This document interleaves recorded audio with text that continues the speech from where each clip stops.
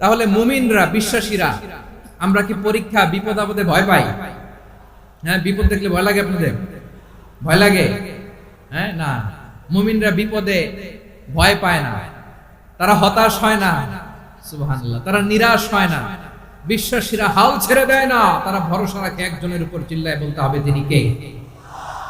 কারণ মুমিন জানে the grief isn't permanent, the test isn't permanent, the struggle in our life isn't permanent. আমাদের জীবনের দুঃখ, কষ্ট, স্ট্রাগল এগুলো পার্মানেন্ট নয়। After every difficulties there is an ease. সব কষ্টের পরেই একটা সুখ আছে না নাই? রব্বুল আলামিন বলেন ফা ইন্না মাআল উসরি ইউসরা, ইন্না মাআল উসরি ইউসরা, ভয় পেও না, চিন্তা করো না, কষ্টের সাথেই আমি রেখে দিয়েছি স্বস্তি। সুবহানাল্লাহ বলেন।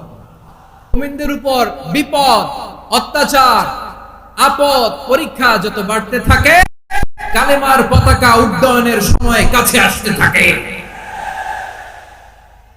বিশ্বাসীদের এগুলো হিসাব মিলানো অনেক আগে, এগুলো অনেক আগে হিসাব মিলানো।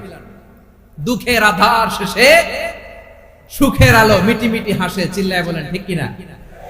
দুঃখের আধার শেষে আলোর প্রভাত হাসে, হতাশার কালো মেঘে যায় গো ভেসে, হতাশার কালো মেঘে যায় গো ভেসে।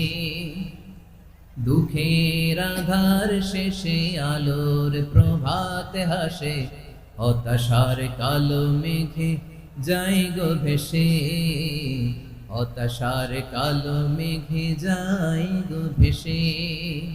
কোরআনে দুঃখের আধার শেষে